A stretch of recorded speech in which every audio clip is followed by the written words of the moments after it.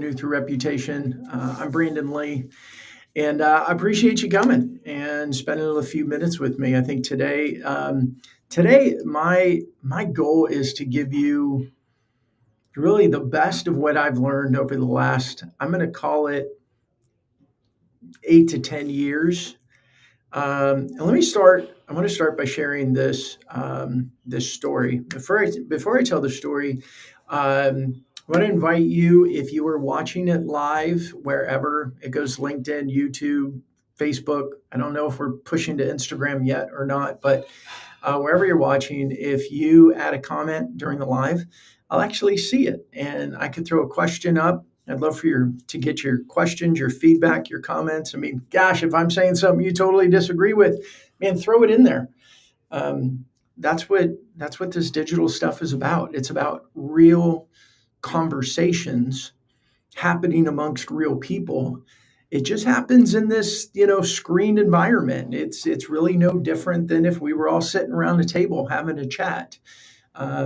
It just happens in a screen, which means we could reach a lot more people and get a lot more reach in a shorter period of time. So if you're watching live, please do that. If you are watching or listening on the podcast, maybe you're on a treadmill, you're driving, anything like that, and you find this valuable, I'd really, really appreciate, take a screenshot, send it to somebody, give me a review, please.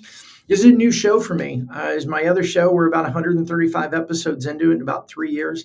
This one is very new. And so any of your reviews or comments or anything like that would be really helpful. I appreciate it. So, hey, I want to start with this story because, hey, stories are important, right? We know stories are very important. So I have a friend and a client of ours named Chris Dunn from Blue Hive Exhibits. And this happened several months ago. You may have heard the story too, but it's such a perfect example of what we're going to talk about today with your digital, your digital reputation and consistency is so important. So today's topic, the topic is the consistency advantage and how to build a reputation that opens doors. And so along those lines, two big things that you should hear just in that title. Number one is consistency and the need to be consistent because there's so much noise. And if we're not consistent, it's easy for our competition to fill in the quiet space and take over and earn that mind share and box us out from buyers' mindset. And then the second piece on that title is building a reputation that opens doors. Right? That's the key there. How do we build that reputation that opens doors? So here's a story. Here's Chris's story, is that Chris sent a cold email to a prospect. Nothing real fancy, just a thoughtful, well-targeted message. And within a short period of time, he got a reply. And the reply said something along the lines of, hey, Chris, absolutely, let's book a call. I feel like I already know you from LinkedIn. I feel like I already know you from LinkedIn. Now, here's the kicker with all of it. Chris had never spoken to this person before. He's never had a call, never had direct mails, just consistent, thoughtful content and commenting and showing up in the feed and over time. Now, he had been commenting on this person's post. He had been posting his own content. And through that, the response was a foundation of trust. It was earned somewhat silently. I don't know how to say that exactly. It wasn't silent because digital and commenting and posting isn't silent, but it was definitely trust that was earned without having a conversation with somebody. It happened without emails going out. And that's what I want to dive into today. Our reputations are built, and they've always been this way, right? Reputations are built over a series of small actions that happen over time. Now, for those of us like me, I'm Gen X. I'm going to be 55 this year. Crazy. I don't feel it. I don't think that way, but yes, I'm going to be 55 this year, next month even. But for those of us that are Gen X and baby boomers, this is new motion for us. We were a analog first motion, or a offline face to face motion first. That's the way we grew up. And I would say anybody that's about 35 and under, maybe a little younger than that, theirs experience is much more of a digital first motion. So, what does that mean? Well, it means because we all have these in our hands and in our pockets, and they're with us 24 hours a day, right? I mean, our phones are within arm distance of us when we sleep, right? Mine's in my left pocket. Like if my phone isn't in my left front pocket, I start to wonder what the heck's going on. I feel weird, right? What is yours? You have the same systems, I know. So because we have these, we're constantly accessible. We're constantly accessing digital content. So today's question for you is, if I told you that the most powerful part of your growth strategy for your company, now that could be for sales, it could be for retention, it could be for recruitment, but what if I told you the most important of it doesn't happen on a call or in a boardroom or even at a dinner meeting, but it can happen through what's perceived to be the silence before those calls and conversations ever get booked? Now, look, I want to address this really, really head on. Anthony, first of all, Anthony, thank you for the comment. I just saw that. I do have a new show, Revenue Through Reputation. Thanks so much for tagging your friends and letting them know. I really appreciate that. And I appreciate you, Anthony. I mean, look, Anthony's a great example. Anthony, I don't believe we've ever had a conversation. Maybe I forgot, but through our content, our comments, our chatting back and forth in our comments, I feel like Anthony's a friend. And I've never yet been able to give him a live fist bump, but I've given him a lot of digital fist bumps. And that's really what we're talking about today. So as a business leader, I want to address, before I got four key talking points I want to share with you today about digital being the first impression, about consistency being so important, the type of content that really captures attention. And look, what I'm going to say about the style of content is probably going to be very, very different than so much stuff that you've heard. And I've seen it, and I believe it to be true when it comes to real opportunities and real growth. I'm going to give you just a 4-step little playbook about consistency with LinkedIn. But before I go there, I want to talk about, especially because I tend to talk to a lot of Gen X and baby boomer leaders, and there's an underlying problem, challenge that a lot of us have when it comes to anything around content or digital. And it really sucks. And we don't like talking about it. And quite honestly, we don't even want to admit it. In fact, when I say this, there's probably going to be some of you out there that want to tell me I'm wrong, but then a little bit later, you're like, yeah, that's probably true. And guys, it's fear. This is a new muscle for us. This is a new motion for us. We didn't have to put ourselves out there in this style with digital content for the whole world to see any other time in our career, especially early in our career where we were learning and we were establishing our routines and our systems and our beliefs about ourselves and what we're good at and what we should do and what we have to do to be successful. This didn't exist because when I started working, this didn't exist. When I first got out of grad school, like the internet was maybe for email, but there wasn't social media. And so for a lot of us, this is a totally new muscle. But here's my encouragement, and I don't know your story in particular, but I can share with you mine. I hated networking. I was uncomfortable. I mean, it was my own insecurities, my own low self-esteem, my own challenges. Like, well, what if people don't like me? Like, what if I go to this event and I go to meet somebody and they actually don't want to talk to me, or they don't like me, or I say something stupid? But I also knew and believed that it was part of the job. And so what I did was I started learning. I was back then, there weren't as many online courses. There weren't any online courses, but I was reading books and I was going to classes on how to learn. I took a public speaking class to learn how to be more comfortable in front of people. I started reading books about how to ask questions.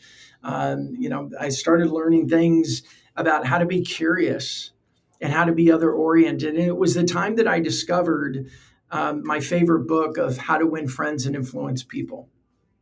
But my point for all of us is there's actions and activities that we have to do in our job that we don't necessarily like. But my encouragement to all you is that this digital personal branding, digital reputation, it's not an option anymore. If you want to be successful, if you want more people to know you, if you want to help your brand grow, it's not an option anymore. And I'm going to tell you one more story, and then we're going to jump into the key talking points. As a leader, whether you're a CEO, a C-suite, or a sales leader, how often do people on your team ask you, especially around trade shows and big meeting times, how often do they ask you, could you join our meeting for 5 minutes? Or could you pop in for a little bit? Or I've got a really important meeting. Could you attend? And what happens, and whether it's sales for a prospect or it's customer service with an existing client and something important's happening, or maybe if it's even HR with recruiting somebody really important that they want to get on the team goes and asks for your presence, because your leadership presence speaks big. It speaks volumes. It says, hey, I took time because I care. I'm here because this is important. I wanted to take time out of my day to come in and give you my intention. It's not just the fact that you're there. It's what it says to the person on the other side of that table, or the person on the other side of that Teams or Zoom call, or that person on the other side of the conversation. Your presence and your willingness speaks volumes. It tells them you care, it tells them they're important, that this is important to the company because you as a leader took time to do it. And if that resonates with you, then all of this, do I need to build my presence on LinkedIn or in content? And it doesn't even have to be just LinkedIn. I like to be LinkedIn first. But when you got YouTube and you got blog articles and newsletters, the key is your presence and your voice, your experience, your belief in sharing your stories. That's what's important. That's what people want to hear. And when they hear it from you, it means more than hearing marketing messages. Now, I know I can just feel some of you out there right now squirming. Maybe somebody's even yelling at their car radio. You're listening to this on your podcast, and you just like, Brandon, shut up. I don't want to do this. I get it, and I hear you, but guess what? It's in this day and age, it's 2025. It's not an option anymore because of the way buyers behave, the way our customers act, like the things that they do with their phone and how they read and how they watch videos and how they get content that influences them and gives them perceptions and gives them opinions and beliefs about you and your company. and your competitors and their companies, if this is the way they're getting their information and they're making their opinions and they're creating their opinions and feelings, then my goodness gracious, you just have to be there. You may not like it, I get it, but that's my push. That's my big push for today. So let's talk about these four key talking areas. And number one is that digital is now the first impression. You know, Anthony commented a few minutes ago, and it just made me think about it. Like, Anthony and I have never been in the same room together. We've never had a phone call before. We've never been on a Teams or a Zoom before. But I'm pretty sure Anthony has a pretty strong belief, opinion, or understanding of a reputation he has towards me based on my content and my commenting on his content. And I would imagine if I called Anthony or sent a message, hey, would you want to get on a call? He'd probably really highly likely say yes because of that activity. So showing up digitally is the first impression. Now, let me try to illustrate it this way, and hopefully this doesn't fall on its face. But let me ask this question. When you manage your email each morning, we all have to manage our email because we get so much of it, right? You log in and your email inbox is like this big, and you want it this big, which means basically we all look at it and what do we think? Okay, what's the crap that I can get rid of quickly so I can get to the stuff that's really important, because we want to be efficient with our time. So how do you do that? What do you do? Now, I often ask that question when I'm on calls with either prospects or customers or anybody really, because I'm really curious about it. And most people, they'll come to it different directions, but they ultimately say, I look at the names, and if I don't know who they are, I check all the ones I don't know who they are, because they're probably spam or they're probably things I don't really care about. Because if I don't know who they are, it's not important enough for me to take my time to look at it. So we go through and check them all off and do a big delete and take a list from here and make it here. And it's kind of it's the process that people go through a couple of times to get their inbox to a point they go, okay, now these are the ones that are important for me to spend my time. So what does that mean? If we're sending emails to people and they don't know who we are, what's the likelihood that somebody's actually going to pay attention to it? It's very, very minimal.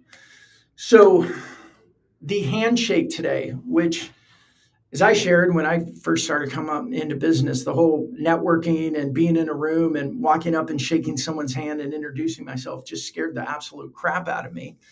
And, my own insecurities and everything else, like, if they don't like me. But that handshake now is digital, mostly. It's your LinkedIn profile. It's the content that you create. It's the comments that you make. So it could be LinkedIn posts, it could be videos in YouTube, it could be videos in Instagram or Facebook or TikTok or anywhere. But the content that you create helps them shape an opinion about you. They start to get to know you.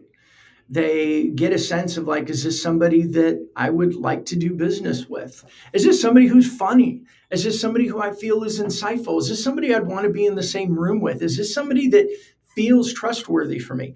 If we're not creating that content and publishing it and putting it out there, what do they know about us? Probably nothing. What do they know about your competition? Well, if your competition's showing up with videos and everything, they're going to know a lot. So this digital environment, your profile, your content, your comments, your opinions, the things you share, how you show up, that's the first impression. Now, one of the questions I have, I like to follow with this is, do you actually believe that? That's a challenge for you. I mean, I believe it. I've seen it in action, but for you to pause and ask yourself, do you actually believe this? Because I've had a lot of people kind of shake their head, yeah, that makes sense. And then you look at their digital presence, 2 weeks later, a month later, and it's still nothing. So my question is like, well, they probably don't really believe this to be true. So the question you have to ask yourself is, do you really believe that that's the way people behave? So ask people. I mean, ask yourself, how do you do research? How do you learn about people before you agree to a call with them? Anthony, thanks for the comment. 100% we'd say yes to a call. We need to do that, Anthony. We just got to get it done, get it out of the way and meet each other. So we got to work on that. But do you actually believe this? And ask yourself how you do your research. How do you find out about new companies? When was the last company that you've reached out to because you were interested? And what's that? What's the word I'm looking for? Anyway, go backwards and figure out how you got to how you first learned about them. And I bet it's really, really likely it was either digital, or it was digital that somebody discovered them and told you about it. Either way, the foundation of it was something digital and probably something social.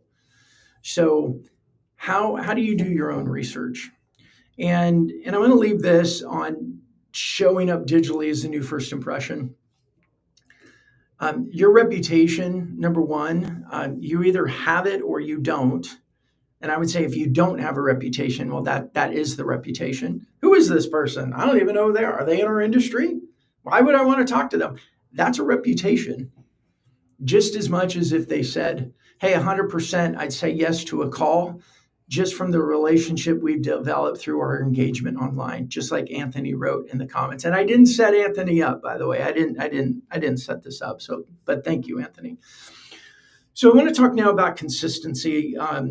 Consistency, repetition builds the recognition, right? Repetition builds awareness.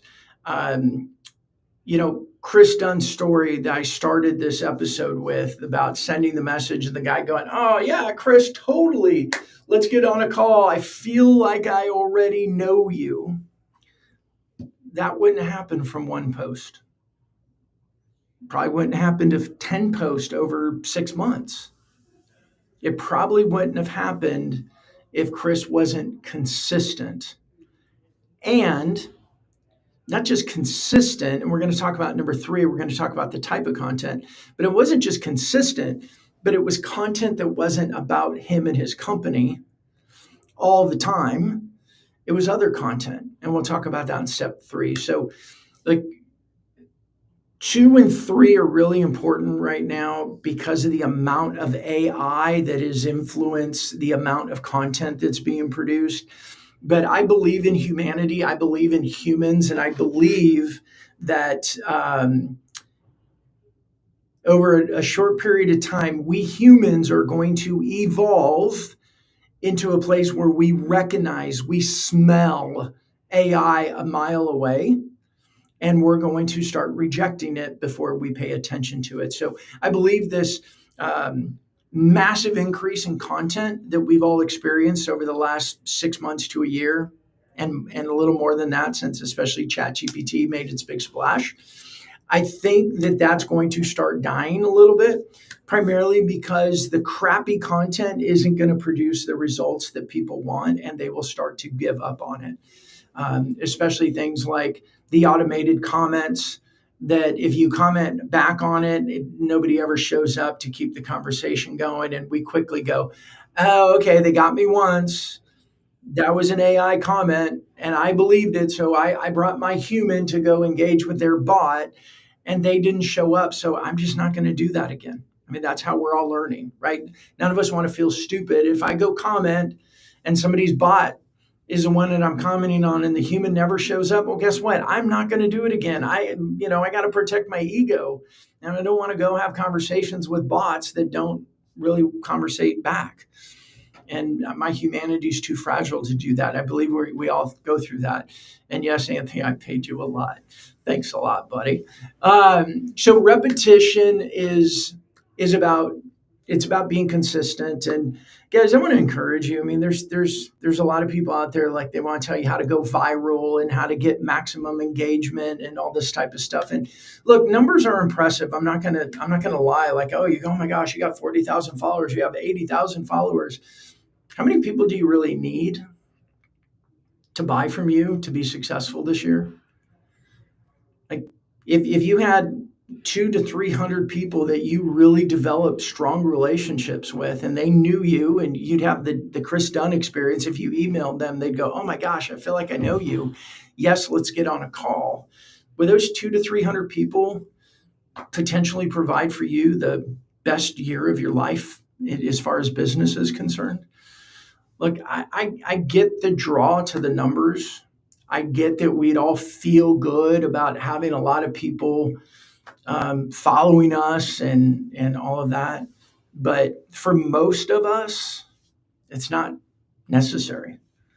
What's necessary is not hitting the home runs, but just getting up and hitting a base hit, once out of every three at bats. And if we do that, I'm not a huge baseball fan, but I do like that analogy. If you got a base hit every three at bats, I'm pretty sure you'd end up in the Hall of Fame and have a very successful career. And for most of us, leaders, sales reps, that's true. If we were just being ourselves, being consistent, have some fun with it, have a little bit of humor, support other people, encourage other people, be in those conversations, then the success is going to come from it. So that's my belief around it. I don't care about being an influencer, but I do want to be very influential with a few hundred people, and that's where I think consistency is so important for us. Let's get into the value of content, or the type of content. I like this expression. I don't know who said it, but content is leadership in public. Don't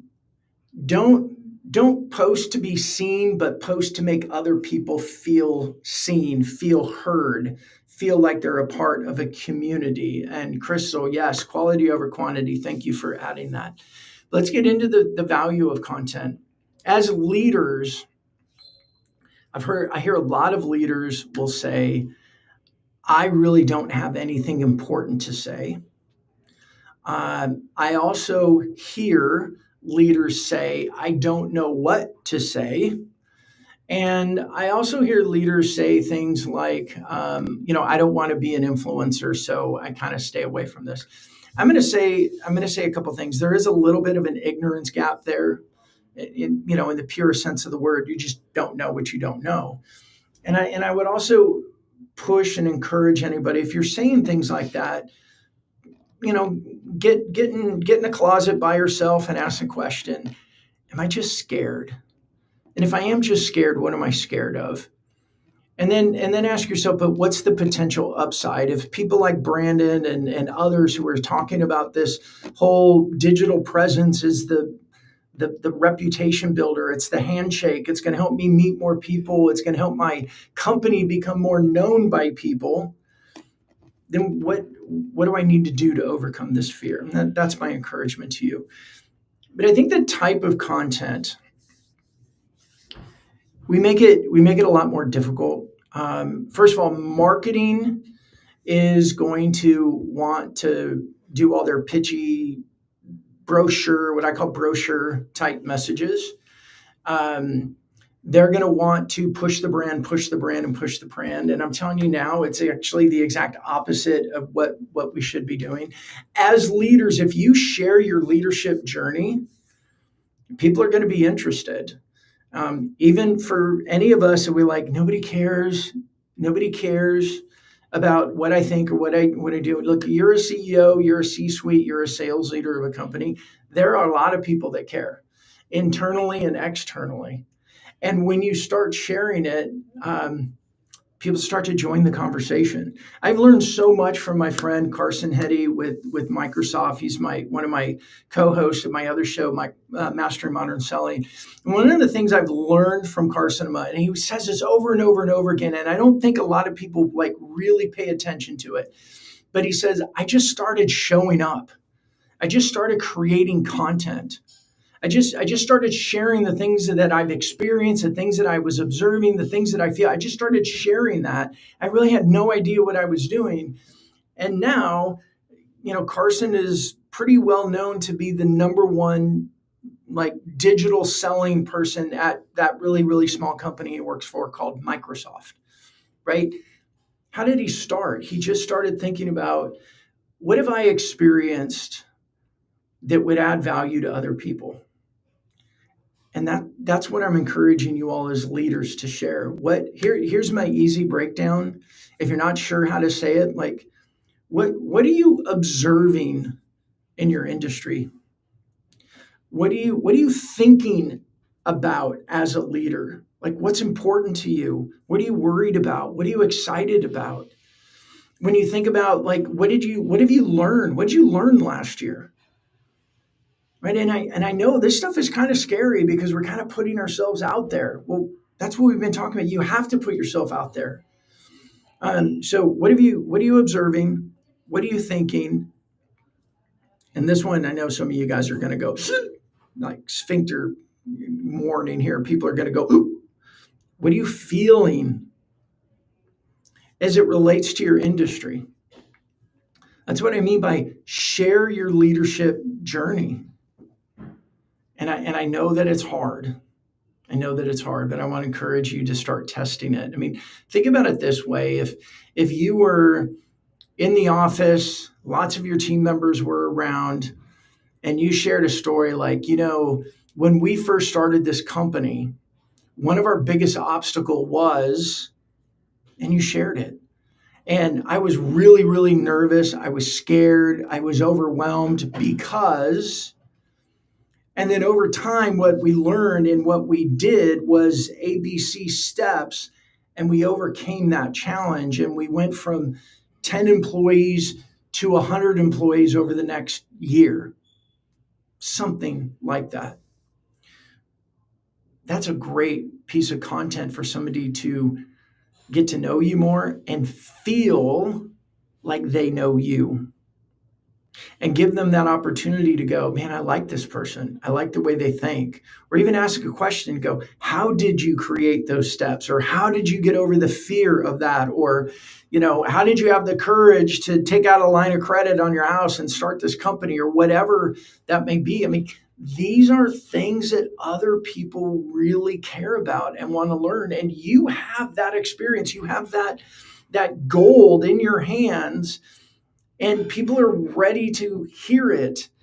And what happens, it's not just that you're not just out self-promoting, but by being authentic in that way, you actually start promoting your brand. More people become aware of the brand because they become aware of you. And when they go, man, I like this person, they also like your brand, and they're looking for ways to engage with your brand because they like you. And most people are pretty good and they'll want to support. But here's a key thing is when it comes down to, company A or company B, and they know of you as the leader and they've been hearing and participating in your stories, who are they most likely to pick? Especially because we know buyers don't make perfectly logical decisions, right? We all agree with that. Buyers, we do not make logical decisions. We make emotional decisions, and we support it by logic. And I'll stand by that across. And I know there's some people that say, oh, that's not true anymore. BS. Humans are humans are humans are humans. And we tend to want to make the decision we want, and we just support data and facts and logic to make the emotional decision the right decision. So let's get into step 4, which is, it's a simple 4-step playbook. Simple, easy, but not easy to do. I get it. That's why you need community and other people and people around you. Number 1, Update your LinkedIn profile. And anything you've probably ever done before on your profile is probably not what you should do. I mean, like, it's just, we've all done that. We looked at our profile like a resume. Let me go tell everybody what I've done in my life. Nobody cares. With all respect, I love y'all. Nobody cares what you've done in your life. Nobody cares what I've done in my life. Nobody cares what any of us have done in life. What we all care about is, what can you do for me? How can I help you? If I follow you, if I pay attention to this, what am I going to get out of it? Update your profile from that perspective. Then start having fun, right? I would say start with commenting. And I know this might sound weird from what you've heard from other people, but start with commenting on other people's posts. So take 10 people in your industry or 10 people who greatly influence your buyers or your customers, those people who tend to be like authors, speakers, consultants, those who create content on a regular basis, and go to their profile, hit their bell, the bottom right corner, like underneath their banner on the right side, below the banner, there's a bell. Hit the bell and you'll get a notification every time they post. Or you get the option, it'll say choose all or only the important ones. Choose all.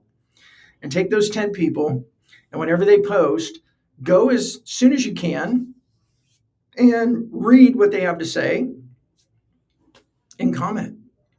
Now here's a strategy for commenting. Really difficult one. Ready? Read their post and then close your eyes. Look at their profile picture if you need to, get a picture of who they are, and then close your eyes and imagine them standing across from you and they just said the words verbally. And how would you respond? Because if they were standing across from you live and they said that and they looked at you, you would feel compelled to say something. So just say that. And one of the other hints that I love doing is, especially when I'm on my phone, is I use my iPhone voice to text. So I actually say my comments, because I find when I write, I try to write something very smart and not just say it conversationally. So those are two big hints, two ways of commenting. So take 10 people. If you're being ambitious, go get 25. Work your way up till you have 100 or so every week, and go comment on everything that they talk about, and just consider it a chat, consider it a conversation. So again, close your eyes and picture they're standing in front of you and you've got that pressure, like, oh my gosh, I got to respond. They just spoke to me. They're looking me in the eye. I've got to say something. Most of us would not just walk away in fear and never respond. We might ask a question. We might relate it to one of our own experiences, right? We may ask them to elaborate a little bit on it. Maybe we would add an analogy, oh gosh, that reminds me of, right? But that's what we would do in a live environment. So just apply that into this digital commenting environment. And then if you're like me, use the voice to text and kind of speak your answers. For me, it's just a lot easier. And I find when I write comments, they sound lame. I try too hard when I write, I think, and they just don't sound as good. But, and then start creating your own content. And I'm going to go back to what I said earlier about the type of content. What do you observe?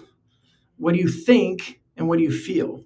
Like, gosh, as I'm watching in our industry XYZ happening, here's what I think about it. Or I've been in this industry for 25 years and I see the cycle coming again. Back in such and such year, this is what was happening. Like, share those leadership experiences that only you can share and provide value to people. So then start posting. I mean, start with once a week, twice a month. Like, find the rhythm that's right for you, and post from the I observe, I think, I feel, and start there. And the other thing, again, that I do is I use my voice note on my phone, because, again, I find that I speak better than I write. So a lot of times I will speak my post into either ChatGPT or speak it into my voice note, and then use the transcript and then kind of craft it around to make sure that not only it sounds like me, it is my words, but again, because most of us, we can speak a lot easier than we write. Third step is tap into Sales Navigator.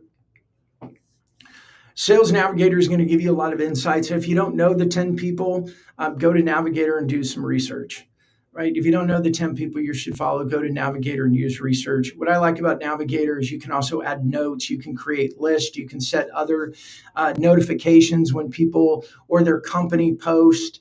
There's a lot of insights there. I'm not going to deep dive in. I mean, I don't train, I don't do anything. I use Navigator for myself.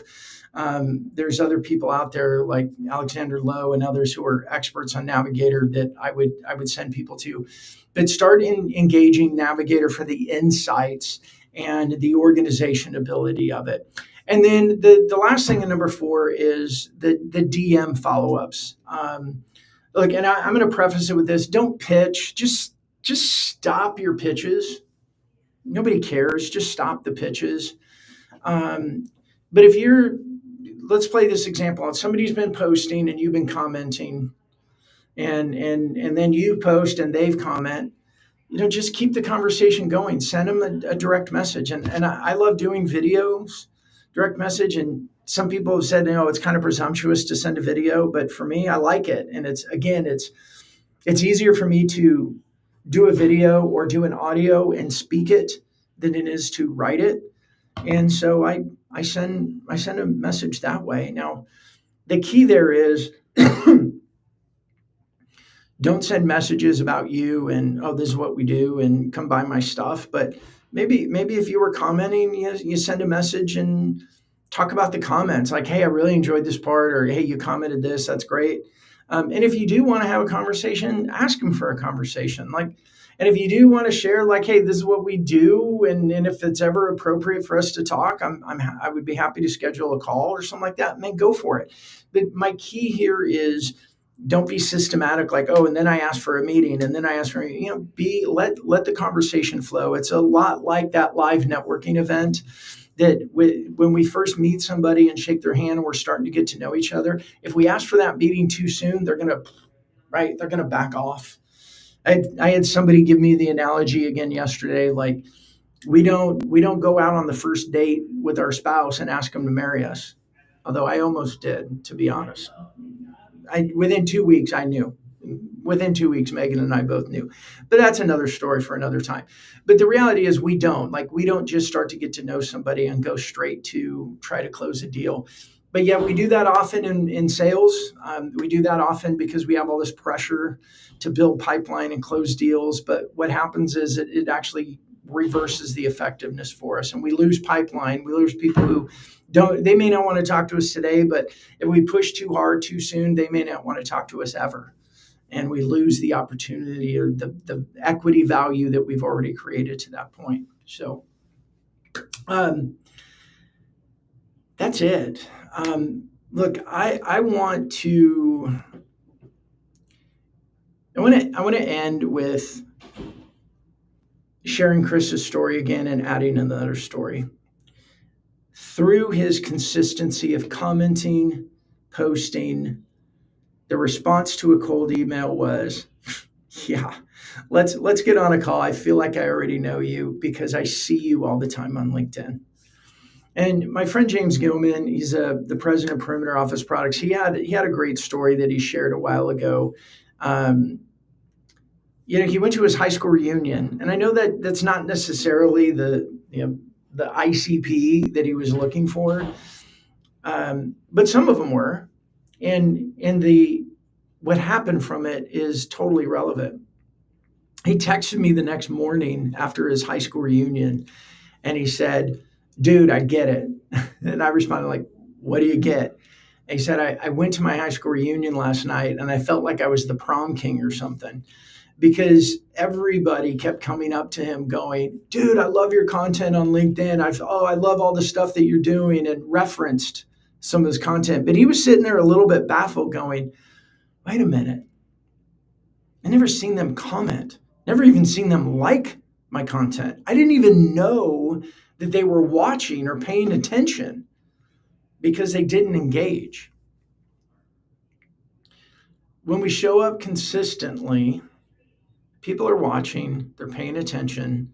They may be shy, they may not be ready to comment, they may not even be ready to like. But if you, me, everyone else, we're using our phones, we're going into social media, we're going to YouTube, we go to LinkedIn, we go to Instagram, we go to TikTok, we go to Facebook, wherever. We go there and we're consuming content. It means your audience, the people you want to talk to, they're doing the same thing. So the question is, are you there, or are your competitors there? And are you ready to build up a new muscle? Are you ready to get out of your comfort zone and push yourself? And I know it's hard, but are you ready? Because I'm telling you right now, your company demands it. Your company needs it. Your company needs you to lead this way, even if it's slightly, all right, not more, not slightly, it's totally uncomfortable. I asked somebody the other day this, and I'll wrap up. Have you ever given a speech? You ever been on stage with a few hundred people in the audience? I go, oh, yeah, I have. He said, what was that like the first time you did it? Oh, I was so scared. Like, yeah, tell me about it. They started telling me I was scared, and I practiced because I didn't want to screw up. I said, yeah, it's just like that. We've done this before in other areas. It's time for us just to move forward in this new era. It's 2025. We're a quarter of the way through the 21st century. These are 21st century emotions.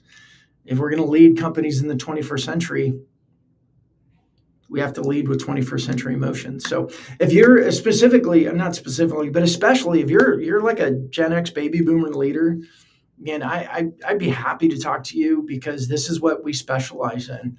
If you haven't seen my 1 hour a week playbook, we want to make this as simple, as easy as possible, yet as powerful as possible for you and your company. Linda, thank you for that comment. Yes, the engagement part. Engagement is so, so important. That's why, people ask me if you were stuck, you could only do one thing. You can only publish your content or comment. What would you do? And honestly, I would keep commenting over publishing, because with commenting, I at least know who's going to see my content, because I can see who published and who else commented. I don't have any control over who's going to see my content when I publish on LinkedIn, but I can have more control, and I can go comment on a lot. So let's say I publish today and I get 200 engagement, or 200 impressions, even if you get 2,000 impressions, and I go to 25 people who get tens of thousands of engagements each time, my comment is going to be seen by a lot more people than a post. So engagements are so important. But just to wrap up, if you're a leader, you're a C-suite, specifically, I think CEOs, like, I get it. We don't want to do this. It's not comfortable, but it's part of your job description now. Even if it's not on there yet, it should be.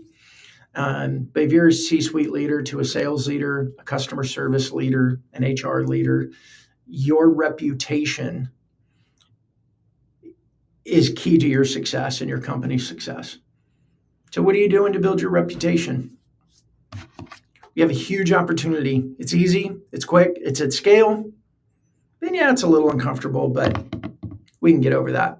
So, hey, thank you, everybody. Linda, Anthony, Crystal, thank you so much for your comments today. I really appreciate you joining in. And if you have topics that you would like, I've had occasionally somebody will send me a message and go, hey, could you do it on this? Because I really need our CEO to know it, or I need my sales leader to know it, or anything like that. But if you have topics that are interesting to you, or you're curious about, or you're wondering how you can implement at your company level, shoot me a direct message, put it in the comments, send me an email, whatever you want. But yeah, let me know those comments, those topics that are important to you. And then I don't know the exact, hey, then maybe you've, I got Bryn next week. That's awesome. Hey, Bryn Tillman's going to join me next week. Bryn is like phenomenal on the social selling side. And I'm not a social selling guy. I'm more of the content guy. But Bryn is she's one of the gurus I go to on all things LinkedIn, direct messages, creating conversations, getting calls, and filling pipeline. I've had Bryn on my other show a few times, so she's going to be joining me next week, which is awesome. So come on back. I'd appreciate it. So everybody, remember, we generate revenue through our reputation.